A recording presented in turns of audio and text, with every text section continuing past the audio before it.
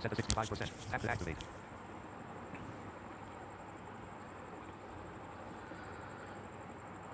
Hey guys, good morning. I hope that you all will be very good. Today is a new day and we are also going to start our new topic. So, we are moving towards chapter number 6 and the subject that we have to focus on is management of PCC, physically challenged children. We have all the discussion about physically challenged children, that what they have to do, what are the problems that they face, in all that we have discussed till now. So today we have the things that I have planned for you. These are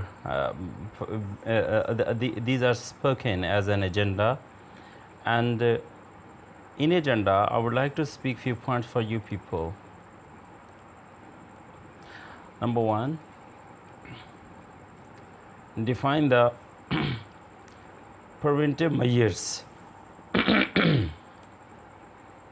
of orthopedic impairment.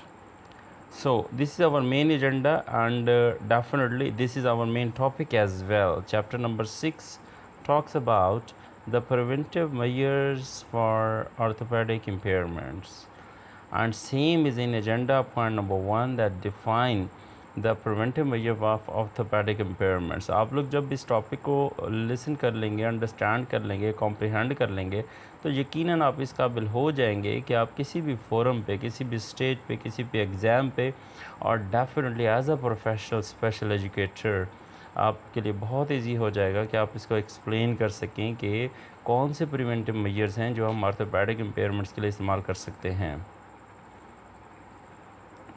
Agenda number 2, describe education and adjustment of orthopedic impairment. Orthopaedic impairments की जो education है या उनकी जो adjustment है, इसके हवाले से हम लोग बात करेंगे, और डेफिनेटली आप भी इस काबिल हो जाएंगे, आप इसको एलेबरेट कर सकें, डिस्क्राइब कर सकें. और number 3, elaborate accessing generalise curriculum. Generalise curriculum की तरफ जो एक्सेस है ऑर्थोपैडिक इम्पेयरमेंट सी, वो डेफिनेटली आप इजीली एक्सप्लेन कर सकेंगे. Number 4, assistive technology and orthopedic impairments. Very important point this is. assistive technology और orthopedic impairments का आपस में क्या combination है, किस हद तक assistive technology orthopedic impairment को overcome कर सकती है, इसमें helpful साबित हो सकती है. This is what we will discuss in this discussion today. And point number 5, the last one, assistive devices for the education of orthopedic impairment. कौन सी assistive devices and that we use for the education of orthopedic impairment, definitely all that we will discuss in this lecture. So ये एक discussion हुई है, क्योंकि ये हमारा last chapter है इस कोर्स आउटलाइन का. सो मैं चाहूँगा कि मैं आपके साथ डिस्कस करूँ कि हमने पहले 5 चैप्टर्स में क्या डिस्कस किया है. थोड़ा सा मैं आपको आइडिया दे दूँ. हमारे पास टोटल 6 यूनिट्स हैं. आज हम अपना यूनिट नंबर 6 डिस्कस करने जा रहे हैं. हमने चैप्टर नंबर 1 डिस्कस किया, जिसमें आर्थोपैडिक इम्पेयरमेंट और फिज़िकल इम्पेयरमेंट की डेफिनेशंस डिस्कस की गई. तो उसके बाद फ़िज़िकल डेवलपमेंट पे भी बात की गई. दूसरे नंबर पे आर्थोपैडिक इम्पेयरमेंट एंड और हिप कंडीशंस, ये सारे जो आर्थोपैडिक इम्पेयरमेंट्स थी इन पे बात की गई, जिसमें लिम्ब डेफिशिएंसी, स्पाइनल कॉर्ड, ये सारी चीज़ें ना चैप्टर नंबर 2 में हमने डिस्कस की थी. तीसरे नंबर पे हमने हेल्थ इम्पेयरमेंट की बात की थी. नंबर 4 पे फंक्शनल लिमिटेशंस जो है आर्थोपैडिक इम्पेयरमेंट जो हेल्थ इम्पेयरमेंट की वजह से होती हैं, उन सब को हमने डिस्कस किया था. पॉइंट नंबर 5 पे न्यूरोलॉजिकल प्रॉब्लम्स की वजह से जो आर्थोपैडिक इम्पेयरमेंट होती हैं, जिसमें सेरिब्रल पॉल्सी, स्पाइनल, ये सारा हमने डिस्कस किया था चैप्टर नंबर 5 में. Now we are moving towards chapter number 6. So guys, this is very interesting really. So let's start our discussion today. First of all, definition. The Federal IDEA, Individual with Disabilities Education Act. Definition of orthopedic impairment means a severe orthopedic impairment that adversely affect a child educational performance. अभी ये जो federal law है जिसको हम लोग public law 94/142 भी जानते थे किसी ज़माने में, आजकल इसको आइडिया के नाम से जाना जाता है, individual with disabilities education act idea 2004, orthopaedic impairment की डेफिनेशन डिफ़ाइन करते हैं इसमें कि ऐसी सीवियर आर्थोपेडिक इम्पेयरमेंट जो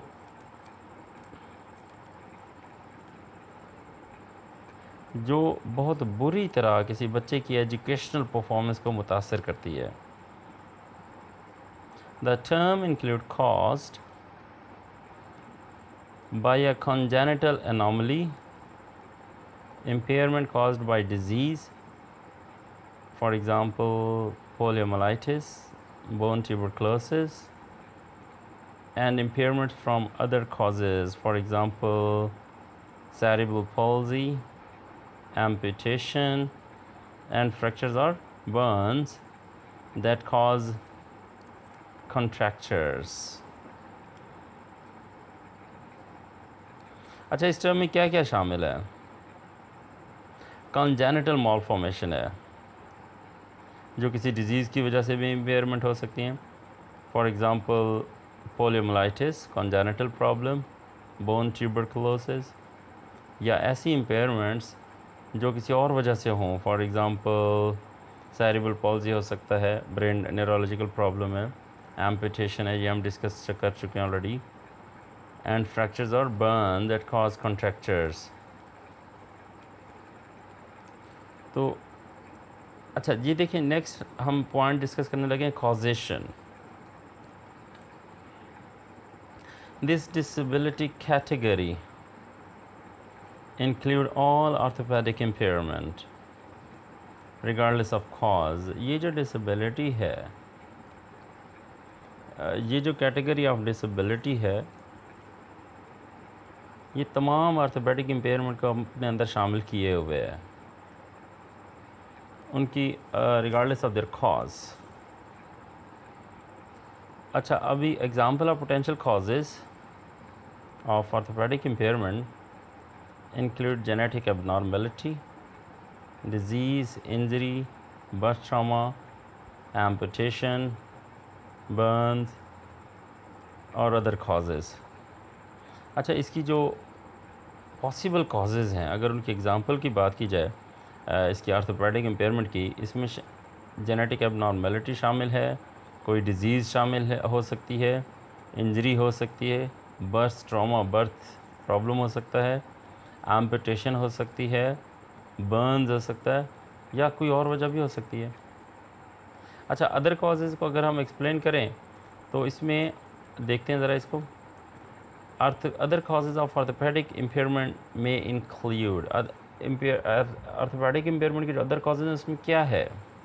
इसमें स्पाइना बिफिडा है, डायबिटीज़ है नंबर 2 पे, नंबर 3 पे है nervous system disorder, number 4 traumatic spinal cord injury, next stroke, next muscular dystrophy, next cerebral palsy, muscular skeletal disorder, rheumatoid arthritis, respiratory disorder, endocrine metabolic disorder. अच्छा student, ये जो मैंने अभी नाम लिए हैं ना, आपने इसको अपनी असाइनमेंट समझना है, और हमारी नेक्स्ट डिस्कशन तक इस असाइनमेंट को आपने थोड़ा थोड़ा पैराग्राफ की सूरत में एक्सप्लेन करके अपने पास ज़रूर लिखना है, ठीक है, ताकि इस हवाले से आपके कॉन्सेप्ट वेरी क्लियर हो सकें. अच्छा, नेक्स्ट हम बात करते हैं प्रिवेंशन की. ये मेन स्लाइड है, हमारी मेन पॉइंट है. To prevent orthopedic impairment that results from preventable diseases, it is important to focus on health education, nutrition, and immunization. Orthopedic impairment जो कि रिज़ल्ट होती हैं उन प्रिवेंटेबल डिजीज़ से जिनकी रोकथाम की जा सकती है, जिनको प्रिवेंट किया जा सकता है, जिनको रोका जा सकता है, जिनको स्टॉप किया जा सकता है, ये बहुत अहम है कि सिर्फ 3 चीज़ों पे फोकस किया जाता है इसमें। हेल्थ एजुकेशन, हमने लोगों को अवेयरनेस देनी है कि उन्होंने अपनी हेल्थ को बेहतर कैसे बनाना है।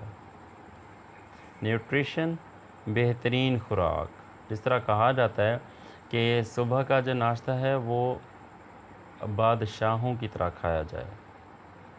सुबह का जो नाश्ता है वो बादशाहों की तरह खाया जाए। दूसरे नंबर पर दिन का जो खाना है वो शहंशाहों की तरह खाया जाए, और रात का जो खाना है वो फ़कीरों की तरह खाया जाए। तो ये जो हिकायात हैं या जो बातें हैं ये ऐसे नहीं बनी हुई। बेहतरीन खुराक, और जिस तरह हमें रसूल पाक सल्लल्लाहु अलैहि वसल्लम की जानिब से एक हिदायत मिली हुई हैं कि थोड़ी भूख रख के खाया जाए, तो ये न्यूट्रिशन का सेंस इस सेंस में भी है। एंड इम्यूनाइजेशन, क़ुव्वत मुदाफ़ियत, जिस तरह आजकल ये इश्यूज़ चल रहे हैं, जो सरकमस्टेंसेस है मौजूदा हालात में, क्योंकि अभी तक जो कोविड-19 है इसका अभी तक कोई ट्रीटमेंट एज़ सच डिस्कवर नहीं हुआ, लेकिन ये ज़रूर कहा जाता है और वो ये है कि अपनी इम्यूनिटी को जितना हो सकता है इंक्रीज़ करें। उसमें कई हमारे पास जो है ना सॉल्यूशंस मौजूद हैं how to increase immunity.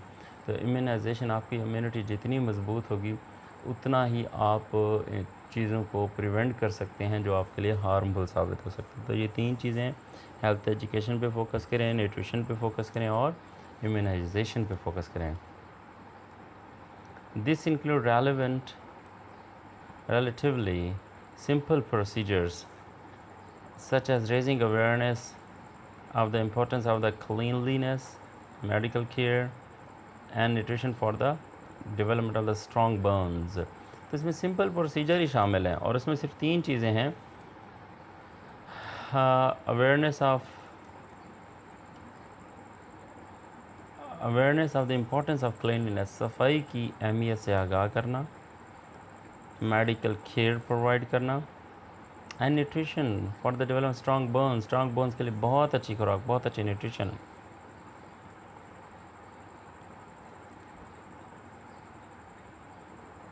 Monitoring births to avoid conditioning resulting from complicated birth के जो नताइज हैं उस सिलसिले में बर्थ को भी मॉनिटर करना ताकि ख़तरनाक नताइज से बचा जा सके।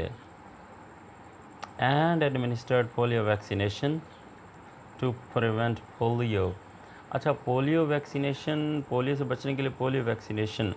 अब डेवलप्ड कंट्रीज़ में तो इसकी अच्छी खासी अवेयरनेस है, लेकिन यहाँ पे जो पोलियो वैक्सीनेशन है उसके हवाले से हर जगह पे लोगों को आगाह करने की ज़रूरत है, उनको बताने की ज़रूरत है the importance of polio vaccination and post polio syndrome, और आफ्टर जो पोलियो इफ़ेक्ट्स होते हैं उनसे बचाने के लिए। तो ये हमारे पास कुछ प्रिवेंशंस हैं, इम्पॉर्टेंट हैं, जिसमें अच्छा मुझे इन प्रिवेंशन में से अगर मैं अपने तौर पर बात करूं तो 3 things are very important. Number 1 health education, number 2 nutrition, and number 3 immunization. This is the key point. These are the suitable preventions for such problems. अच्छा जी, हम नेक्स्ट आगे बढ़ते हैं। हमारे पास है 6.1 education and adjustment of orthopaedic impaired. इसमें सबसे पहले है defining orthopaedic impairment. The definition of an orthopedic impairment is one that includes impairment caused by congenital anomalies such as absence of a member, clubfoot, impairment caused by disease such as bone tuberculosis, poliomyelitis, or impairments for other causes to include amputation, fractures, cerebral palsy, burns or fractures. For example, ठीक है, orthopaedic impairment की जो definition है ना, वो relate होती है congenital anomaly से, यानी कि ऐसी वजह जो कॉन्जेनिटल हो सकती है, जिसमें किसी भी बॉडी ऑर्गन का मिस होना, या क्लब फुट का प्रॉब्लम, ये हम डिस्कस कर चुके हैं, या ऐसी इम्पेयरमेंट जो किसी डिज़ीज़ की वजह से हो।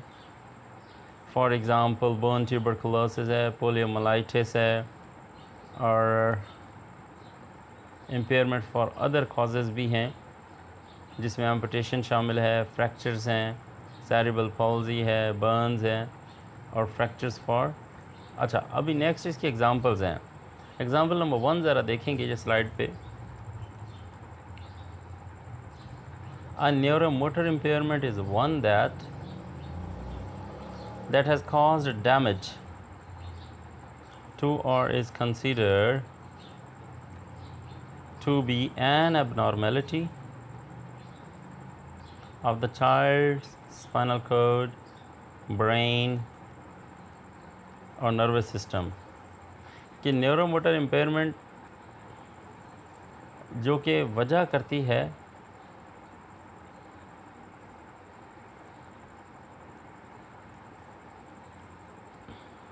बच्चे की स्पाइनल कॉर्ड को डैमेज करने का, ब्रेन डैमेज का, नर्वस सिस्टम का।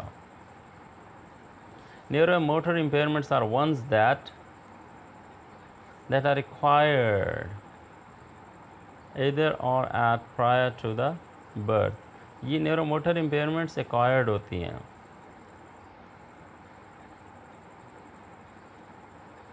And many time result in complex motor issues. कई दफ़ा कॉम्प्लेक्स मोटर इश्यूज की सूरत में सामने आती हैं, दैट में affect number of their body system, और वो उनकी बॉडी सिस्टम, कई तरह के बॉडी सिस्टम को मुतासर करती हैं। न्यूरोमोटर इम्पेयरमेंट्स में इंक्लूड, न्यूरोमोटर इम्पेयरमेंट्स में क्या शामिल है? For example limited lip movement, limited limb movement, a loss of appropriate alignment of the child spine, बच्चे की स्पाइन के हवाले से जो appropriate movement है उसका लॉस है, और लॉस ऑफ यूरिनरी कंट्रोल, और यूरिनरी कंट्रोल का भी लॉस शामिल है। Two of the most common form of neuromotor impairments are, neuromotor impairments की जो द मोस्ट कॉमन फॉर्म्स हैं, स्पाइना बिफिडा इसमें शामिल है, और सेरिब्रल पॉल्जी शामिल है। एग्जाम्पल नंबर 2 ये आप स्लाइड पे देख सकते हैं। Cerebral palsy is a general term that refers to a number of non progressive disorder, जो कि रेफ़र की जाती है cerebral palsy non progressive disorders को, विच अफेक्ट वॉलंटरी मूवमेंट, जो कि वॉलंटरी मूवमेंट को इफेक्ट करती है, and posture that are caused by malfunction of the damages to the person brain, यानी कि ब्रेन के डिसफंक्शंस की वजह से जो postures बनते हैं, and occur prior to birth, और ज़्यादातर बर्थ से पहले भी हो सकता है, और within the first few years of the person's life, और बंदे की जो पैदाइश के पहले इब्तदाई साल हैं उनमें ये हो सकती है cerebral palsy. People with cerebral palsy experience involuntary and uncoordinated movements, involuntary और अनकोऑर्डिनेटेड मूवमेंट्स का सामना करना पड़ता है जो सेरिब्रल पॉल्जी का शिकार जो लोग होते हैं।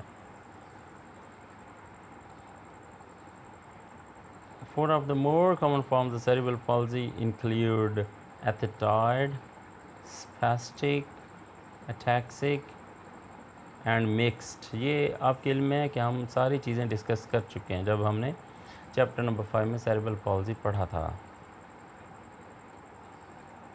Cerebral palsy may also classified according to the person's limb. Cerebral palsy किसी भी बंदे के जो लिम्ब होता है उसके हवाले से इसको बहुत अच्छी तरह क्लासीफाइड किया जा सकता है। दैट आर अफेक्टेड, वो लिम्ब जो अफेक्टेड होते हैं।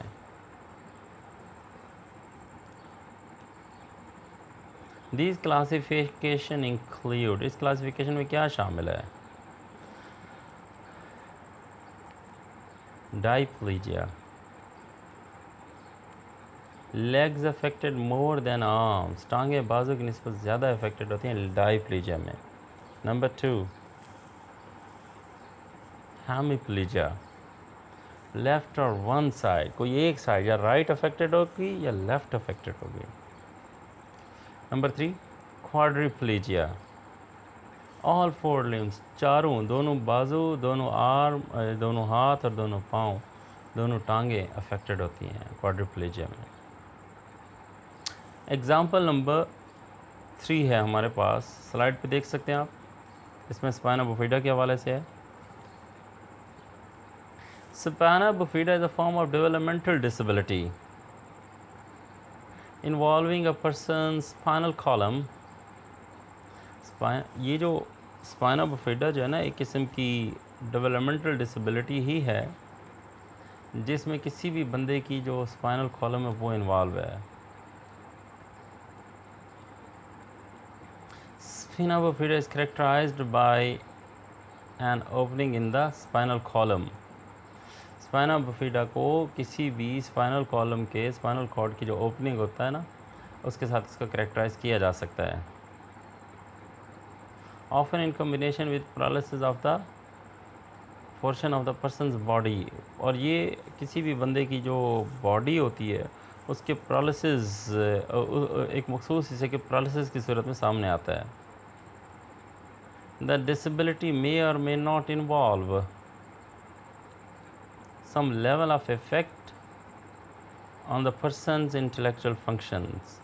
ये जो है किसी भी बंदे का जो इंटेलेक्चुअल फंक्शन है उस पर इन्वॉल्व हो भी सकती है, नहीं भी हो सकती। Forms of spina bifida can include, spina bifida के फॉर्म्स में क्या शामिल है? स्पाइना बिफिडा कर्टा और सिस्टिका। अब कर्टा क्या, ये वैसे हम पहले पढ़ चुके हैं लेकिन मैं दोबारा एहतियातन आपको बता देता हूँ। Occulta is milder form of spina bifida,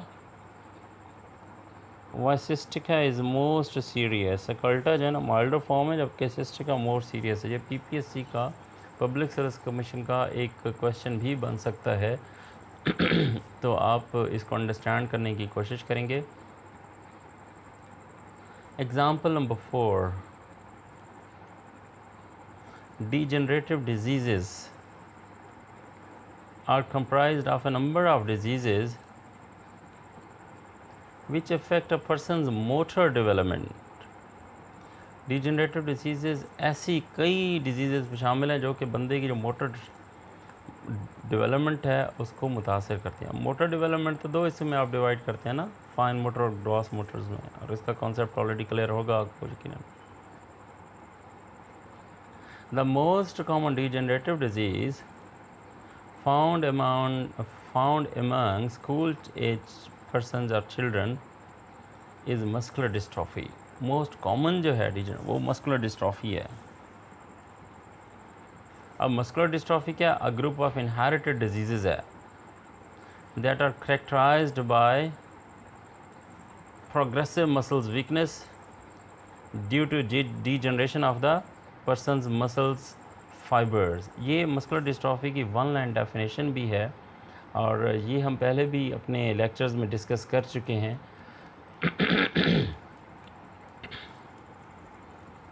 तो मस्कुलर डिस्ट्रॉफी क्या है? ये ग्रुप है इनहेरिटेड डिजीज़ का जिसको करेक्टराइज़ किया जाता है प्रोग्रेसिव मसल वीकनेस से। वो, और ये होता है क्यों है, किसी भी बंदे के जो मसल्स फाइबर्स होते हैं वो ऐसा ऐसा ख़त्म होते हैं, डीजनरेट होते हैं। चिल्ड्रन में also experience muscular skeletal disorder which are comprised of a number of conditions that may result in varying level of the physical limitations। बच्चे भी मस्कुलर डिस्ट्रॉफी को फेस करते हैं, उसका सामना करते हैं, उनको मुख्तलिफ लेवल्स का सामना करना पड़ता है, जो कि रिज़ल्ट होते हैं मुख्तलिफ़ तरह के, उसमें जो फ़िज़िकल लेवल्स होते हैं उसमें वो वेरी करते हैं, और जो फ़िज़िकल लिमिटेशंस होते हैं जिसमें वो वेरी कर रहे होते हैं। As example of musculoskeletal disabilities include, अच्छा मस्कुलोस्केलेटल डिसेबिलिटीज़ की जो एग्जांपल्स है ना, इसमें लिम्ब डेफिशिएंसी है एंड जुवेनाइल रूमेटॉइड आर्थराइटिस, ये सारा हम पढ़ चुके हैं। The particular impact a disability will have on the child learning is dependent upon the disability। जो इम्पैक्ट होता है ना डिसेबिलिटी का बच्चे की लर्निंग का, वो ये होता है कि वो बच्चा डिसेबिलिटी के ऊपर डिपेंड करता है, एंड इट्स सेवेरिटी, और इसकी सेवेरिटी पे भी, as well as individuals factor, और कई इंडिविजुअल फैक्टर्स भी इसमें इन्वॉल्व होते हैं। Children with the same diagnosis, बच्चे जो इस में सेम डायग्नोज होते हैं, सिमिलर डायग्नोज होते हैं, can have quite different abilities, उनकी काफ़ी एबिलिटीज़ जो है ना वो डिफरेंट होती हैं। वे लर्निंग इज़ कंसर्न, जहाँ पर लर्निंग कंसर्न होती है। अच्छा, ये एक पॉइंट है मेरे पास, individual with disabilities education act, bracket में लिखा हुआ है आइडिया। इस पर हम पहले भी डिस्कस कर चुके हैं, दोबारा मैं थोड़ा इंक्लूड करना चाहूँगा, ऐड करना चाहूँगा। The individual with disabilities education act, जिसको आइडिया भी कहा जाता है, states that an orthopaedic impairment is the severe impairment. Orthopaedic impairment IDEA की नज़र में क्या है? सवियर इम्पेयरमेंट है। That adversely affect a child educational performance, जो कि बच्चे की जो एजुकेशनल परफॉर्मेंस है उसको बहुत ज़्यादा मुतासिर करती है। बैडली, एडवर्सली मतलब badly. Use of the term orthopaedic impairment in conjunction with idea includes impairments due to effect of congenital anomaly। कि आइडिया के मुताबिक जो इम्पेयरमेंट होती है वो क्या होती है? कॉन्जेनिटल एनॉमली की वजह से होते हैं। For example, absence of a club foot, impairment caused by effects of a disease and impairment due to other causes, जिसमें एम्पुटेशन है, सेरिब्रल पॉल्जी है, बर्न्स है, फ्रैक्चर्स है। ये चीज़ हम पहले भी ऊपर डिस्कस कर चुके हैं। तो आइडिया का रेफरेंस देना इस वजह से लाजमी था कि आइडिया में हमारे पास 13 डिसेबिलिटीज़ हैं टोटल इस वक्त, जो कि आइडिया ने मेंशन की हुई हैं, और उसमें आर्थोपेडिक इम्पेयरमेंट और फिज़िकल इम्पेयरमेंट्स, हेल्थ इम्पेयरमेंट, ये सारी इंक्लूडेड हैं।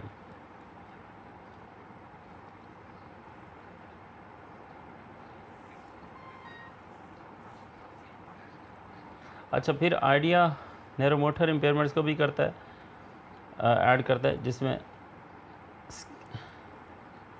स्केलेटल सिस्टम है, जॉइंट्स हैं, मसल्स हैं और लिम्ब डिसेबिलिटीज़ हैं।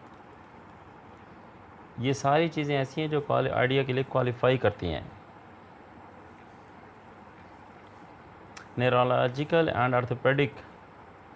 न्यूरोलॉजिकल और ऑर्थोपेडिक डिसेबिलिटीज़ ऐसी हैं, are two distinct forms of disabilities, ये दो फॉर्म्स हैं डिसेबिलिटीज़ की, but they both cause in similar limitation, लेकिन ये दोनों सेम इसी तरह की लिमिटेशंस पैदा करती हैं। इन मूवमेंट में, and there is a close relation between them, और इनके दरमियान एक बहुत क्लोज रिलेशन मौजूद है। नेक्स्ट हमारे पास पॉइंट है, which age group is affected. ये क्वेश्चन है, मेन पॉइंट है। Children might either be born with और acquire problem with the joints, bones और मसल्स। बच्चे जो हैं जॉइंट्स, बोन्स और मसल्स के साथ पैदा भी हो सकते हैं, या ये एक्वायर्ड भी, यानी कि हमें आइडिया है ना कि इम्पेयरमेंट दो तरह की होती है, कॉन्जेनिटल और एक्वायर्ड, तो ये उसकी बात हो रही है। Orthopaedic problem can be the result of disease, deformities, surgeries और इंजरीज़। ये जो ऑर्थोपेडिक इम्पेयरमेंट होती हैं ये रिज़ल्ट होती हैं, ऑर्थोपेडिक प्रॉब्लम या ऑर्थोपेडिक इम्पेयरमेंट किस चीज़ का रिजल्ट होती है? किसी डिजीज़ का हो सकते हैं, डिफॉर्मिटीज़ का हो सकते हैं, सर्जरी का भी हो सकते हैं, या इंजरी का भी रिजल्ट हो सकते हैं orthopaedic problems. Orthopaedic issues that a child faces may be ones from birth such as osteogenesis,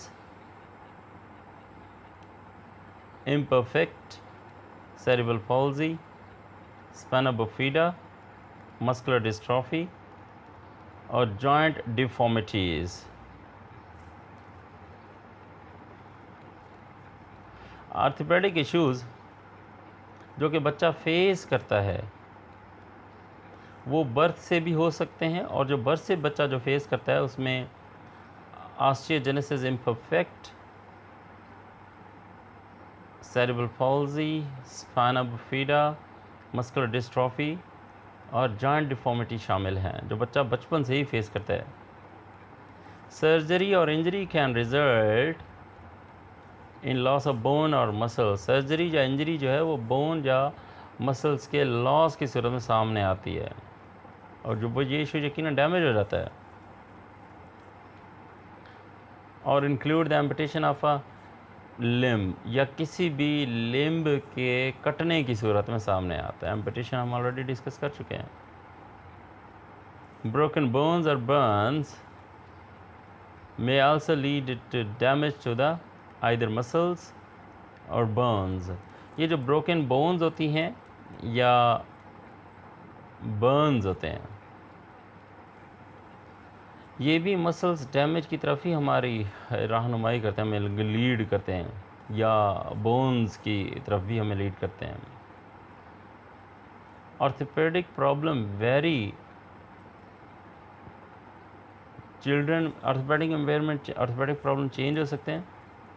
children में trouble using their hands, arms और लेग्स, बच्चों को हैंड्स, आर्म्स और लेग्स यूज़ करने में ट्रबल हो सकती है। Some of the children will make use of assistive devices and technologies in order to function as independently as they can। assistive technology और devices इसलिए यूज़ करते हैं बच्चे ताकि वो इंडिपेंडेंट हो सकें। एनवायरमेंटल मॉडिफिकेशन, ये एक पॉइंट है, ये एक हेडिंग है मेरे पास एनवायरमेंटल मॉडिफिकेशन के नाम से। Students with orthopedic impairment and assistive devices।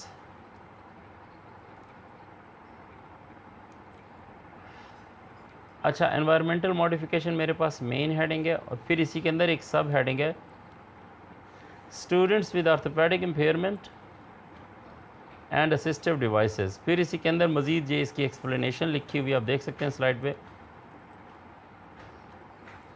Where the majority of students with orthopedic impairment are concerned, जहाँ पे जो majority of the student with orthopedic impairment concerns हैं, it is a matter of focus on needed accommodation।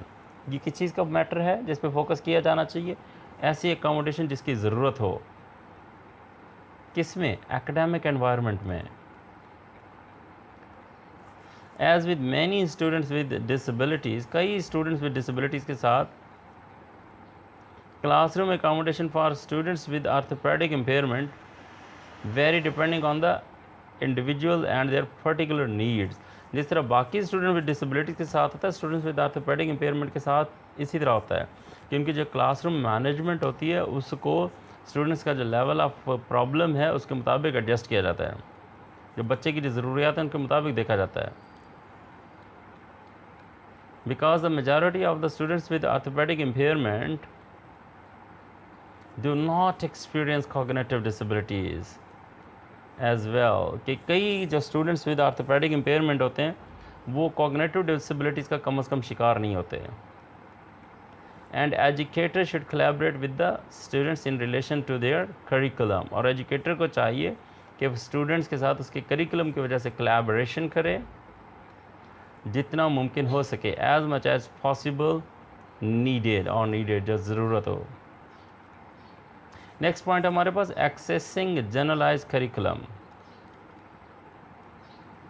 For students with orthopaedic disabilities To access a generalized curriculum, an educator might require to meet the following accommodation. एक बच्चे को generalise curriculum के हवाले से teacher ने adjust कैसे करना है, उसके लिए मंदरजाल प्लान हो सकते हैं। उसमें सीट नंबर 1 पे seating arrangements, to develop useful posture and movement. Number 2, instructions that is focus on development of gross and fine motor skill, ऐसी इंस्ट्रक्शन जिसमें फाइन और ग्रॉस मोटर स्किल्स पे फोकस किया जा सके। Number 3, ensuring suitable augmentative communication and other assistive devices। suitable और augmentative communication assistive devices को इस्तेमाल यकीनी बनाया जाता है। नेक्स्ट है adequate awareness of the students medical conditions and its effect on the student। बच्चे की जो मेडिकल कंडीशन है उसके हवाले से अच्छी तरह आगाही होना और उसका बच्चे की जो बच्चे के ऊपर इसका क्या इफ़ेक्ट होगा, इस सारे का पता होना चाहिए। नेक्स्ट हमारे पास है education of orthopedic impairments and professionals. ये पॉइंट है हमारे पास। Due to the unique nature of orthopaedic impairment, additional specialist might need to become involved in the development and implementation of the appropriate educational programming for the student। चूँकि orthopaedic impairment की एक unique nature है, इसी वजह से जो additional specialist होते हैं उनको इन्वॉल्व होने की ज़रूरत होती है ताकि बच्चे की जो डेवलपमेंट है वो पॉसिबल हो या अप्रोप्रिएट जो एजुकेशनल प्रोग्रामिंग वो बनाई जा सके। किसके लिए? स्टूडेंट्स के लिए। देयर आर वेरियस स्पेशलिस्ट, कई तरह के स्पेशलिस्ट हैं दैट में बिकम इन्वॉल्व, जो कि इन्वॉल्व हो सकते हैं। फॉर एग्ज़ाम्पल फिज़िकल थेरापिस्ट है, नंबर 2 एडिशनल थेरापिस्ट है, नंबर 3 ऑक्यूपेशनल थेरापिस्ट है, number 4 speech and language pathologist है, number 5 adapted physical education teacher है। तो ये 5 वो प्रोफेशनल्स हैं जो मैंने अभी आपको शो किए हैं कि इनको इन्वॉल्व होने की ज़रूरत होती है। इनके अलावा भी और हो सकते हैं, लेकिन ये 5 are main important. Next point हमारे पास assistive technology and orthopedic impairment। because there are varying level of orthopedic impairment, चूँकि orthopedic impairments के मुख्तलिफ levels होते हैं, a number of types of assistive technologies might be used। कई तरह की assistive technology हैं, उनको यूज़ किया जा सकता है।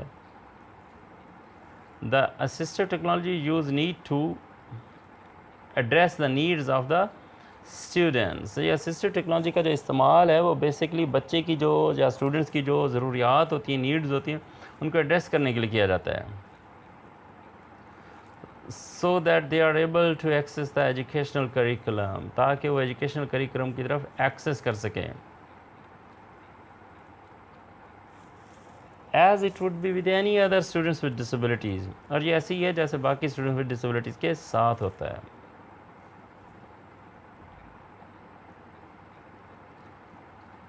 Technologies that may apply specific to students with orthopedic impairment may include, ऐसी technologies students with orthopaedic impairment के साथ उनकी एजुकेशन की वजह से अटैच होती है। उसमें क्या क्या शामिल है? ये टेक्नोलॉजी स्टूडेंट्स विद डिसेबिलिटीज़ के साथ भी अटैच हो सकती है। नंबर 1 पे स्क्रीन रीडिंग सॉफ्टवेयर्स है, नंबर 2 स्पीच रिकग्निशन सॉफ्टवेयर हैं, number 3 augmentative and alternative communication devices हैं, number 4 academic software packages for students with disabilities हैं, अच्छा ये 4 हैं, मैं स्टूडेंट्स आपको ज़रूर सजेस्ट करूँगा इन 4 को बतौर असाइनमेंट ले लेंगे और इन 4 को सर्च आउट करेंगे, इनके हवाले से एक पैराग्राफ ज़रूर राइट करने की आप कोशिश करेंगे। नेक्स्ट हमारे पास है assistive devices in the education of the orthopedic impairment. Students with orthopedic disabilities may also use devices for both mobility and positioning. The assistive devices they use are focused on assisting them to participate in educational activities. Students with orthopedic disability जो होते हैं वो mobility और positioning के लिए दोनों तरह के डिवाइसेस यूज़ करते हैं। जो असिस्टेड डिवाइसेस वो यूज़ करते हैं वो क्या फोकस करते हैं, वो उनको असिस्ट करते हैं ताकि वो एजुकेशनल एक्टिविटीज़ में पार्टिसिपेट कर सकें। द डिवाइसेस दीज स्टूडेंट्स में यूज़ इंक्लूड, अब जो डिवाइसेज ये स्टूडेंट इस्तेमाल करते हैं उसमें कौन कौन सी डिवाइसेज शामिल है। Number 1 canes, number 3 crutches, number 4 wheelchairs, number 3 specialized exercise equipment, number 4 specialized chairs, desks और tables। तो ये हमारे पास ये 5 हैं जो कि असिस्टेड डिवाइसेस यूज़ करते हैं स्टूडेंट्स विद आर्थोपेडिक डिसेबिलिटीज़। और स्टूडेंट ये 5 भी मैं आपको एज एन असाइनमेंट शो कर रहा हूँ और ये ज़रूर जहन में रखें कि ये जो हमारा लेक्चर है मैंने आपको इसमें 3 असाइनमेंट्स दी हैं, तो आपने इन 3 असाइनमेंट्स को कैरी आउट करना है, इन पे एक पैराग्राफ नोट डाउन करना है, कॉन्सेप्ट क्लियर करने हैं। Definitely that assignment will be collected from you people in our next you can say endeavours. इसके अलावा I am sure that you people have the good learning today in this lecture. If you have any questions, you may ask. Thank you very much and good luck. Select with two fingers to the device unlocked.